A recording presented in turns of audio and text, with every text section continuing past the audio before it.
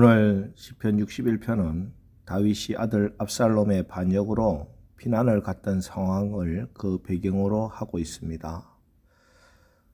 우리가 다윗의 시편을 읽어보면 곳곳에서 내면의 고통, 불안, 염려 등을 대하게 됩니다.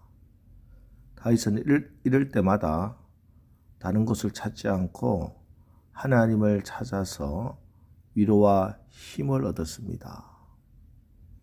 1절, 2절 하나님이여 나의 부르짖음을 들으시며 내 기도에 유의하소서. 내 마음이 약해질 때 땅끝에서부터 주께 부르짖으오리니 나보다 높은 바위에 나를 인도하소서. 여기 땅끝에서부터 주께 부르짖으오리니 라는 말은 지금 다윗이 하나님과 가장 멀리 떨어져 있다고 느끼고 있는 상황입니다. 가장 절망적인 상황이죠. 하지만 다윗은 이제 잘 훈련이 되어 있었습니다. 이런 절망적인 상황에서도 그는 몸에 배인 것처럼 하나님을 찾습니다. 지금 상황이나 그의 느낌이나 감정은 하나님이 가장 멀리 계신 것 같은 그런 상황입니다.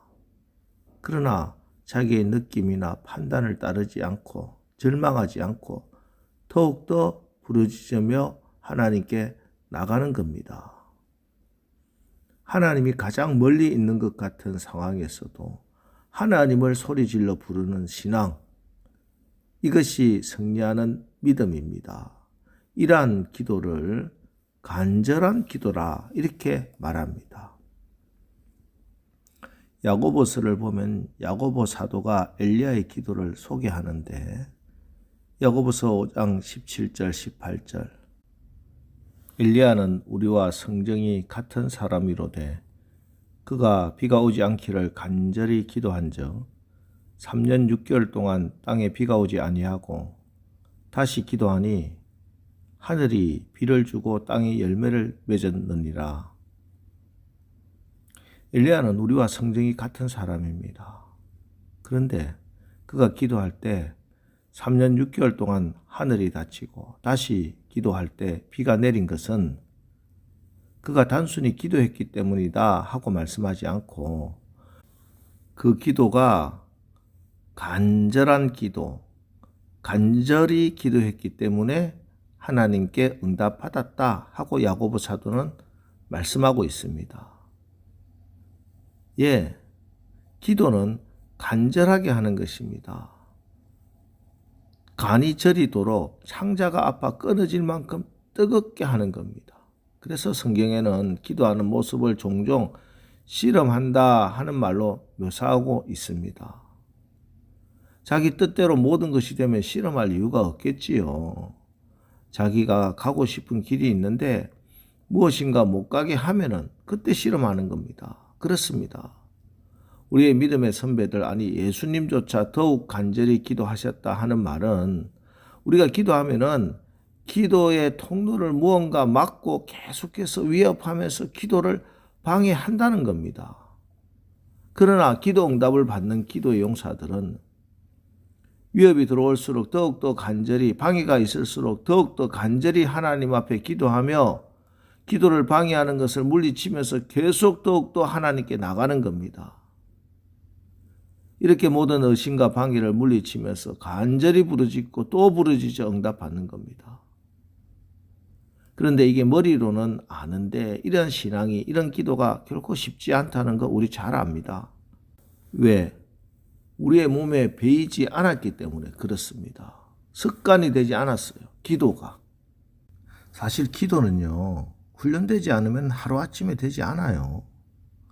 그래서 우리가 아침마다 새벽마다 이렇게 같은 내용의 시편을 대하면서 이 훈련을 하고 있는 겁니다. 새벽마다 이렇게 나와 시편의 말씀을 붙들고 기도하는 겁니다. 그러면은 알게 모르게 내 몸에 배이는 겁니다. 그러면 무슨 일을 만난다 하더라도 항상 하나님을 의식하며 하나님을 찾을 줄 아는 믿음, 이 믿음으로, 이 기도로 승리하는 겁니다. 다윗을 하나님께서 인정하실 때 이 사람 다윗은 내 마음에 합한 사람이다 하는 아주 놀라운 칭찬을 받았죠. 어떻게 이렇게 하나님께서 그의 마음에 합한 사람이라고 칭찬해 주었을까요? 그가 훌륭한 업적을 남겨서 하나님의 마음에 합한 사람이 된 게 아닙니다.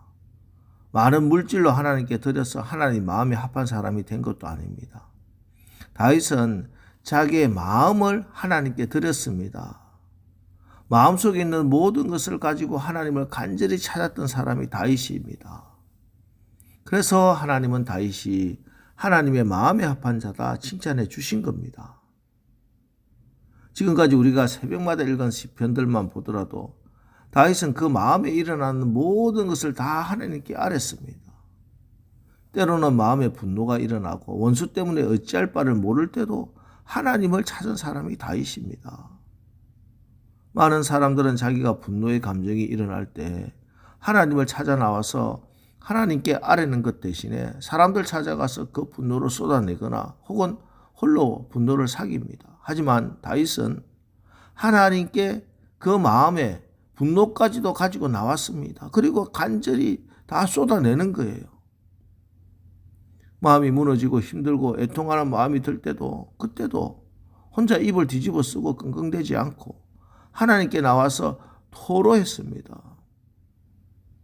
하나님은 그런 다윗의 마음을 하나하나 위로하시고 돌이키시고 마음을 붙들어 주시고 결국에는 환경도 허락해 주신 겁니다. 오늘 이 새벽 우리도 마찬가지입니다. 별다른 것이 기도가 아니에요. 우리 마음속에 있는 것, 염려되는 것, 때로는 분노하는 것조차 모든 것 하나님께 그대로 토로하는 것, 이게 기도입니다. 오늘 다윗이 그런 기도를 드리고 있는 겁니다. 2절, 내 마음이 약해질 때에 땅끝에서부터 주께 부르짖어오리니 나보다 높은 바에 나를 인도하소서. 다윗은 지금 땅끝, 벼랑 끝에서 누가 조금이라도 밀면 이제는 천길 낭떠러지로 떨어질 수밖에 없는 그곳에 서 있을 때도 그는 하나님께 그의 마음을 다해서 간절히 기도했습니다. 하나님, 제가 지금 땅끝에 있습니다. 조금만 위험에 처하면은 저는 저 깊고 깊은 수렁에 빠질 수밖에 없습니다. 하나님, 내 영혼을 높은 바위에 거하게 해 주십시오. 내가 안전한 곳에 거하게 하여 주시옵소서. 하나님께 그의 마음을 간절히 다 아뢰는 겁니다. 그랬더니 하나님께서 놀랍게도 그 영혼을 높은 곳에 인도해 주셨습니다. 이러면 상황이 바뀐 게 아니에요. 그 상황은 여전히 땅끝이었고 그 상황은 여전히 낭떠러지였습니다. 하지만 하나님께 기도하고 하나님께 내 마음을 탁 올리고 나니 나에게 남는 것은 평강이요 담대함입니다. 우리가 오늘 이 새벽에도 이 자리에 나와서 기도하고 내려가도 금방 모든 상황이 다 바뀌어 있지 않을 수도 있습니다. 아무것도 변하지 않을 수도 있어요. 하지만 이제 우리는 높은 바위에 있다는 것이 믿어지는 것입니다. 그것이 바로 4절입니다. 내가 영원히 주의 장막에 머물며 내가 주의 날개 아래로 피하리이다. 하나님께 나와서 기도하는 자에게 주시는 은혜가 바로 이겁니다. 하나님이 주시는 평안함과 담대함. 어디를 가든지 그곳이 하나님의 날개 그늘이 되는 것. 어디를 가든지 그곳이 하나님의 장막이 되는 축복. 여러분, 오늘 하루 살아가시면서 그런 귀한 은혜, 그런 축복 누리며 사시기를 간절히 축복합니다. 매일매일 이런 경험을 하고 살면은 5절입니다. 주 하나님이여 주께서 나의 서원을 들으시고 주의 이름을 경외하는 자가 얻을 기업을 내게 주셨나이다. 기도하는 자가 얻는 기업과 기도하는 자가 얻는 축복이 바로 이런 축복입니다. 여러분, 오늘 다윗은 벼랑 끝 같은 땅끝 같은 상황에서 더욱더 간절히 기도했습니다. 기도가 습관이 되었습니다. 그래서 응답받고 축복받았습니다. 오늘 새벽에 이 말씀 주셨으니 우리도 벼랑 끝 같은 상황에서도 땅끝 같은 상황에서도 간절히 더욱 간절히 기도하여 다윗처럼 그렇게 응답받으시기를 주님의 이름으로 축원합니다. 기도하겠습니다. 하나님, 오늘 다윗이 하나님이 멀리 계시고 아예 안 계신 것 같은 상황, 그런 상황이라도, 땅끝 같은 상황이라도 그럴수록 더욱더 간절히 기도하여 응답받는 말씀을 주셨습니다. 우리도 날마다 기도로 잘 훈련되어 문제 앞에서 기도로 나가게 하옵소서. 그래서 우리도 다윗이 받은 응답, 기업의 축복을 다 받아 누리게 하옵소서. 예수님의 이름으로 기도합니다. 아멘. 자, 이제 우리도 다윗처럼 예수님처럼 기도가 습관이 될 만큼 잘 훈련되어서 하나님 주시는 기업의 축복을 받는 오늘 하루 살아가게 하옵소서. 오늘 말씀을 붙들고 우리 합심해서 기도하고 나가겠습니다. 우리 기도하겠습니다.